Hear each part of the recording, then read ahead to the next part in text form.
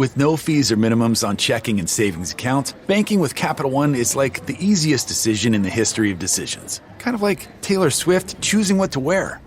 It's looking kind of chilly out today. I think I'll go with a cardigan. Yep, even easier than that. And with our top-rated app, you can bank anytime, anywhere, making Capital One an even easier decision. That's banking reimagined. What's in your wallet? New consumer accounts only. Approval required. Terms apply. Capital One N.A. member FDIC. Start the new year right during the Xfinity Hello 2021 sales event. For a limited time, get Xfinity Internet and mobile together for only $35 a month for 12 months with a 1-year agreement. And mobile with our 1 gig wireless data option. Plus, get $250 back. This sale ends soon, so visit Xfinity.com, call 1-800-XFINITY, or visit an Xfinity store today. Internet offer requires paperless billing and autopay. Ends 1/11/21. Restrictions apply. New performance starter plus internet customers only. Equipment taxes, regulatory recovery, and other fees extra and subject to change. After term regular rates apply.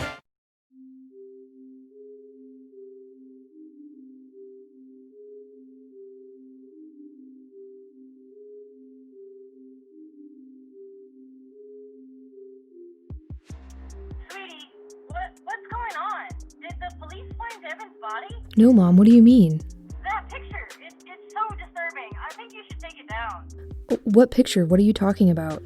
The one Kenneth just posted on Instagram, I think. I don't think it's very respectful to be posting pictures of a dead body. Oh my God, Mom, I have to go.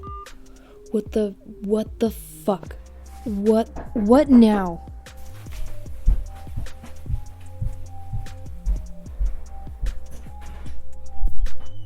Are you Jessica O'Neill? Yeah, that's me. I'm gonna need you to step outside.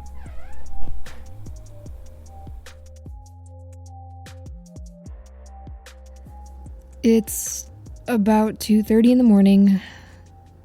I just got back from the police department where I was interviewed for the last 5.5 hours. They took the hard drives, they took my computer, they took everything of Kenneth's. They told me they're opening a murder investigation. Kenneth is their primary suspect. They're taking him into custody probably tomorrow or maybe the day after tomorrow. And for those of you who aren't following the Dead of the Night Instagram page, I should probably fill you in on what happened. Yesterday there was a disturbing post from the Dead of the Night account. It was a photograph of what looks like a body wrapped in several layers of clear plastic, lying in the snow. A reverse image search shows this photo was not taken from anywhere else on the internet. I think the photograph is of Devon. I think she's dead. And the photo was posted by Kenneth. I don't know how he posted it. He's not supposed to have access to the internet while at the hospital, but I really can't think right now. I need to go to sleep. I'll be back later.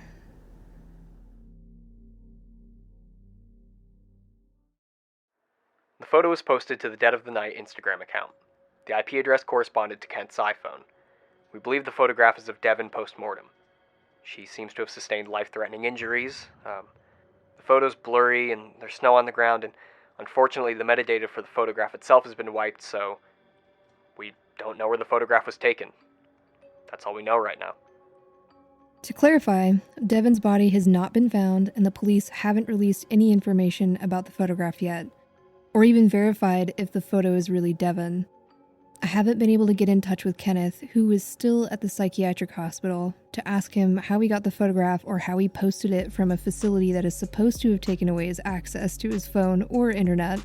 Every time I call him, the hospital says he's in group or not taking calls. So, until I could get through to him, I was stuck working with what I could find out about Kenneth through friends or online. Looking back through Kenneth's Facebook page for the night of Devon's disappearance revealed several indications of his location on the day of Devon's disappearance. Kenneth posted a status update at 2:12 p.m. on February 9th that said, quote, "Nothing like catching up on some true crime during a long drive," end quote, with a link to a true crime podcast called Case Closed. Some of his earlier status updates indicated that he was in Colorado on a fact-finding mission. From what I could gather, he was trying to look for a case to use for a true crime podcast he wanted to make called Dead of the Night. Yep, you fucking heard that right. Before Devon ever went missing, Kenneth was scouting out other cases looking for the perfect case to bring him podcast fame. I even had an IT friend of mine look into the website, our fucking website, deadofthenight.podcast.com, and found out that the domain had been registered on January 1st, 2019, a month before Devon went missing. So, Kenneth was scouting other cases, and that's what led him to drive the 14 hours to a little town in Teller County, Colorado for a court hearing on February 8th. In the sleepy casino town of Cripple Creek, all eyes were on this tiny Teller County courtroom as a former Idaho nurse admitted to tampering with evidence in the disappearance and murder of Kelsey Barrett. Kelsey Barrett was a 29-year-old Colorado mother who was last seen on Thanksgiving handing off her 1-year-old child to her fiancé, a man named Patrick Frazee. Kelsey's mother was first to report her missing on December 2nd, 2018, and Kelsey's empty home was found with all her belongings inside and Thanksgiving food still sitting on the stove. When police searched Kelsey's residence, they found bloodstains around the apartment. Eventually, the truth would come to light that Patrick had attempted to kill his fiancée, Kelsey, on at least 3 occasions, and on Thanksgiving Day, he succeeded after beating her to death with a baseball bat inside her own apartment. Later, police would discover that Patrick was not the only person involved in Kelsey's murder. 31-year-old Crystal Lee is an Idaho nurse who had been having an affair with Patrick Frazee. Crystal Lee and Patrick had been having an on-again, off-again relationship for almost a decade. Patrick told Crystal Lee that his fiancée Kelsey was a bad mother and attempted to solicit Crystal Lee to murder Kelsey, but Crystal Lee refused. That's when Patrick decided to kill Kelsey himself. He then asked Crystal Lee to drive from Idaho to Colorado to clean up the crime scene. Crystal complied, but refused to dispose of Kelsey's body. So, Patrick put Kelsey's body into a black bin and burned it himself. Crystal then took Kelsey's phone with her back to Idaho and disposed of it in a nearby town. The story doesn't end there. After Patrick's arrest, he even attempted to solicit others to kill key witnesses in his trial, including Crystal Lee. Patrick was found guilty of first-degree murder and received life in prison plus 167 years. Crystal Lee was given 3 years for tampering with evidence. Kelsey's remains have never been found.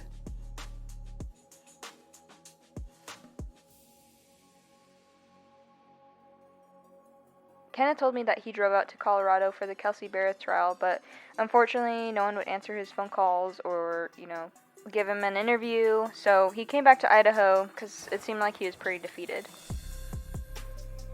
So, Kenneth drives to Colorado, attends the court hearing, and tries to secure some key witness interviews so he can use the Kelsey Barrett case for his podcast. But nobody will talk to him. The case is already being swamped by reporters who are all clamoring to get their own interviews, and at this point, nobody knows who Kenneth is or if he has any credibility at all. The next morning, he leaves Colorado early, apparently having given up on any hope. The drive back to Boise was 14 hours. Brett was able to discover that Kenneth had a hotel room rented in Cripple Creek from February 7th to February 13th, but that Kenneth checked out early the morning of February 9th. The front desk didn't keep a record of exactly what time, but it was before the housekeeping did their morning rounds at 9. The drive from Colorado to Boise was 14 hours, which means Kenneth likely arrived into town anywhere from 7 p.m. to 11 p.m. If Kenneth did have something to do with Devon's disappearance, that would mean he'd drive for 14 hours straight, or 16 hours if he met Devon up at Boiling Springs somehow, and yet had the energy to not only kill someone but wrap their body in plastic and stash it somewhere. To me, the only way that somebody could have the energy to do all that would be if they're in a frenzied, manic state, perhaps feeling crazed by a recent rejection or failure, perhaps? I'm still waiting to find out more about the photo, but I just heard back from my skip tracer. You're not going to like this. Kenneth's bank accounts show 4 charges on the day of February 9th. The first 3 are all at gas stations between Idaho and Colorado. The last one is a restaurant in Boise. What time? 9:12 p.m. And what's the name of the restaurant? That is the part you're not going to like. It's from the Cheesecake Factory. There's only one cheesecake factory in all of Idaho, which means that Kenneth and Devon ate at the same restaurant the same day that Devon disappeared. What the fuck? To be fair, Devon and Isaac paid their bill at 7:55 p.m. and left to make an 8:15 movie. Kenneth's bill isn't charged until 9:12 that same day. But anyone who's eaten at one of these restaurants knows that you have to be there for an hour or even 2 hours easily, so it's entirely possible that Kenneth arrived at the restaurant just as Devon was leaving. Did they see each other? Did they speak? Did Kenneth ask Devon to meet him that night? Maybe in secret? Maybe at a mountain hot springs? My mind was spinning. As for the night of February 9th, Kenneth's social media holds zero clues. I also looked into his posts the night of the impound lot fire, but his last post on social media was 2 days before the fire and wasn't helpful tracking down his whereabouts. I even knocked on the door of his dad's house in Emmett, where Kenneth had been living since he started working on the podcast full-time, but his dad wouldn't talk to me. That's when I started knocking on his neighbors' doors and noticed that his neighbor across the street had one of those doorbells that records video footage. The following clip is footage from a Ring doorbell camera.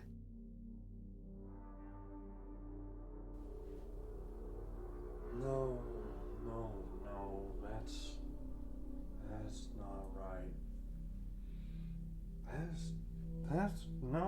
Let's stop moving. Make it stop moving. I can't turn it off. How do you turn it off? She's not in there. No, I'm talking about an alternate scenario. I'm not talking to you, I'm talking to her. Shut up!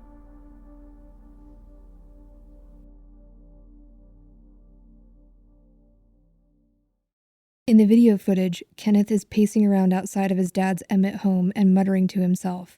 There's no one else around. Considering Kenneth's history with sleepwalking, it seems like this could be a sleepwalking episode. His face is hard to make out in the footage, but his eyes do appear lethargic and his movements feel erratic.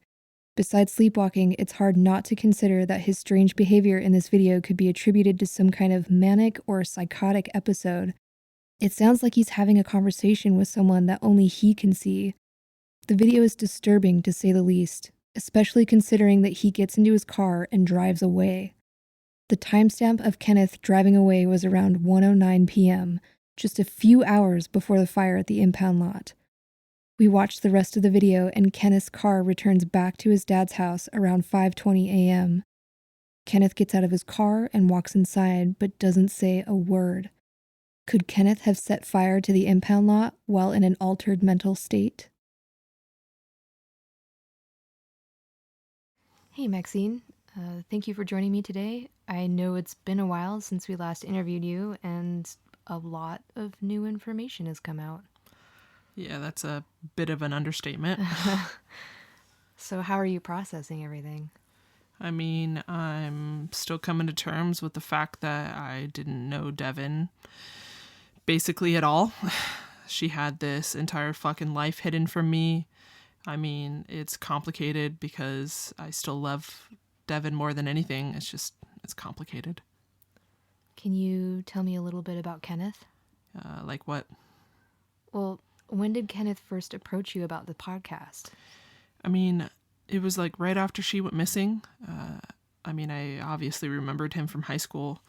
And at that time, I was just so relieved that someone was looking for Devon that I just overlooked that it was Kenneth. What do you mean that it was Kenneth? Was that a bad thing? Well, I knew he was responsible for fake bomb threats at school. I knew he wanted to be famous or whatever, but I guess I just overlooked it. It's hard to think clearly when you're in that situation, just grieving and desperate for answers. Kenneth swooped in. He told me he was going to help to do anything to find Devon, and that he was there to help, He fucking fooled me. So what do you think happened? I think Kenneth murdered Devon. I mean, mostly I think he did it to make a podcast about it.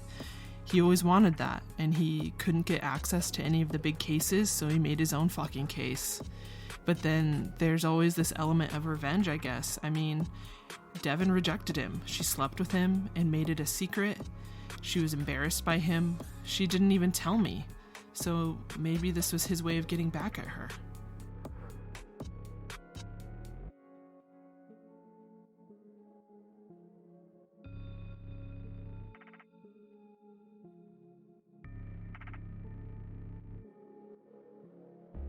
This morning I received word that the Gem County Police arrested Kenneth.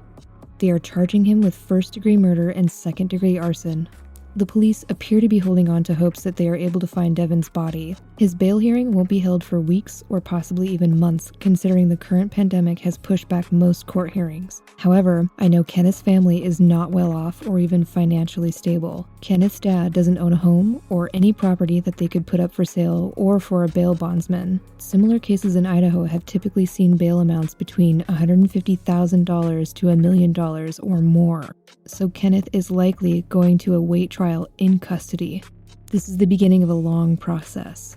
Kenneth has already been calling me from the county jail on a daily basis. I haven't yet had the guts to face him, but I knew I had to talk to him eventually.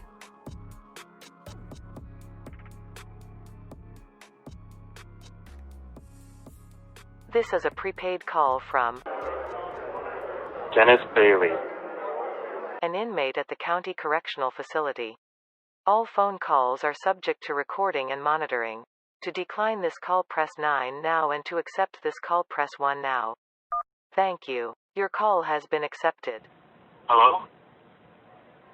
Hey, hey Kenneth, you said you wanted to tell me something? Yes, yeah, I figured it all out. Figured what out? How to further involve me in your fucking web of lies? No, I know what happened to Devon.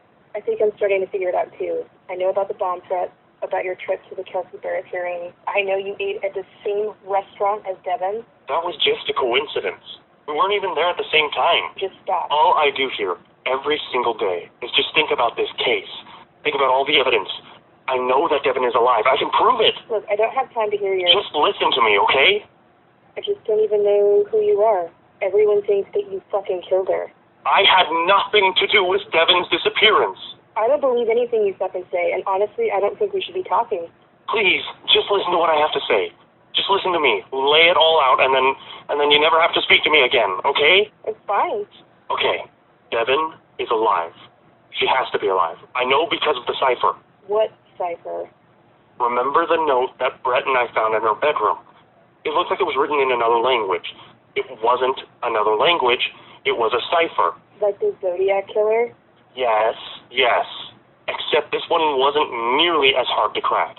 It's really simple, actually. To decode it, all you had to do is draw 3 tic-tac-toe boards. Write the alphabet in each square, so A in the top left box, B in the top center box, C in the top right box, etc. Now, look at the slip of paper Devon wrote. The first symbol has 3 lines, like a square U. Now, look at your first tic-tac-toe box. The letter B is in the top center box, which, if you were to draw that box, looks like a square U. Just stop it. This is insane. The next symbol on Devon's cipher looks like the letter L, with 2 dots next to it. The 2 dots indicate that we used the third tic-tac-toe box. The L shape matches the top right corner of the tic-tac-toe box, which is where the letter U is. Stop. Just stop it. The next symbol is another U shape, but it has 2 dots, which means we used the third tic-tac-toe box. If we check the center top row, we find the letter T. So far, we have B-U-T. Okay, so? I translated the whole cipher. It says, and I quote, "But your death, it won't happen to you. It happens to your family and your friends. I pretend." Unquote. What the fuck does that even mean? Don't you understand? It's song lyrics. It's from a song called "I Always Want to Die Sometimes" by a band called the 1975. Don't you get it? This is a breakthrough. Just look at the lyrics. But your death, it won't happen to you. It happens to your family and your friends. I pretend. She's literally saying it right there. She's pretending to be dead. Okay, what? No, okay, that's a huge stretch. Maybe she just liked the fucking song. Okay, maybe. But this clue is even bigger than the words. This proves that Devon was interested in ciphers and cryptology. So, remember how Garrett claimed that Devon was alive and communicating with him through these random Instagram accounts? What if she really was? What if she was using a cipher? The Instagram account Garrett told us about was called FJ6ZSZH867539. Now, do you have a keyboard around you? yeah, I'm sitting at my laptop. Okay, look at the keyboard. The first letter is F. Now, what is right above F on the keyboard? R. Right. The next one is J. Right above J on the keyboard is? U. Right. So we have RU. The next symbol in the code is 6. There's nothing above the number 6 on a keyboard, so we go to the bottom of the keyboard. N. RUN. Kenneth. Z translates to A, S translates to W, Z to A again, H is Y. That spells RUNAWAY. Runaway. Don't you get it? Devon was a runaway. This really doesn't fucking prove anything. Look, my dad called and read me the names of every single Instagram account that follows Garrett, and I found at least 3 other ciphers in these empty accounts that look like spam. WQR3M2Q4J. That one translates to safe and warm. Devon was telling Garrett that wherever she is, she's safe. She's in a warm climate. My bet is on Belize or somewhere in Central America. The next one is G74HQ03W, which means burn tapes. She literally told Garrett to burn the tapes that would make it impossible for me to prove that my blood got into the car when I was sleepwalking. Garrett set the fire at the impound lot. Kenneth, you sound like you're having a breakdown. I don't think you're in your right mind. The next one is R4QJ3Y9J. Do you want to guess what that one translates to? None of this explains how you posted a picture of Devon's dead fucking body rolled up in plastic. That wasn't me. I didn't even have access to. It was posted from your fucking IP address. Garrett could have spoofed it to make a proxy of my geolocation. He's setting me up. Devon told him to. She wanted to disappear from her life, from her mother. She ran away with Damien. And she's using Garrett to frame me for her murder. A murder that didn't even happen. Garrett is the one who burned down the impound lot. He's the reason I'm in jail right now. No, you're the reason you're in jail right now because your blood was found in Devon's vehicle. Because the police have good reason to believe that not only was this entire podcast a fucking sham, but you murdered her. You killed an innocent woman, and you know what? I believe them. I'm not going to take your calls anymore. Goodbye, Kenneth. Jessica, wait! You have to help me fight this!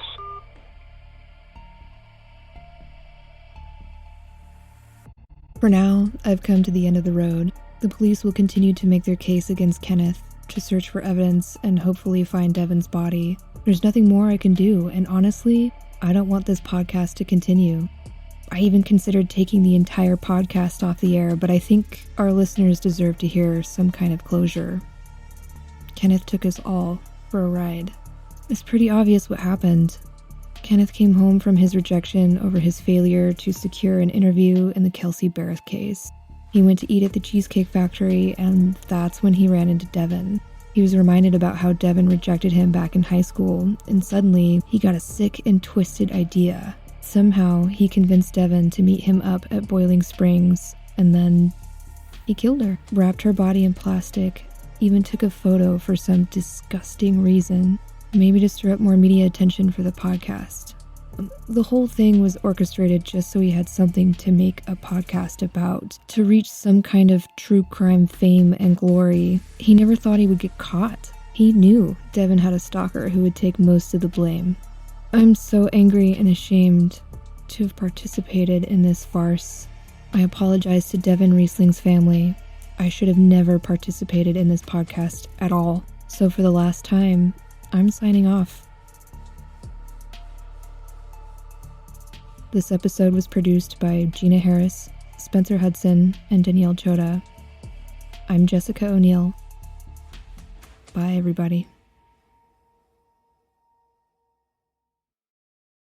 With no fees or minimums on checking and savings accounts, banking with Capital One is like the easiest decision in the history of decisions. Kind of like Taylor Swift choosing what to wear. It's looking kind of chilly out today. I think I'll go with a cardigan. Yep, even easier than that. And with our top-rated app, you can bank anytime, anywhere, making Capital One an even easier decision. That's banking reimagined. What's in your wallet? New consumer accounts only. Approval required. Terms apply. Capital One NA, member FDIC. Start the new year right during the Xfinity Hello 2021 sales event. For a limited time, get Xfinity Internet and mobile together for only $35 a month for 12 months with a 1-year agreement. And mobile with our 1 gig wireless data option. Plus, get $250 back. This sale ends soon, so visit Xfinity.com, call 1-800-XFINITY, or visit an Xfinity store today. Internet offer requires paperless billing and autopay. Ends 1/11/21. Restrictions apply. New performance starter plus internet customers only. Equipment taxes, regulatory recovery, and other fees extra and subject to change. After term regular rates apply.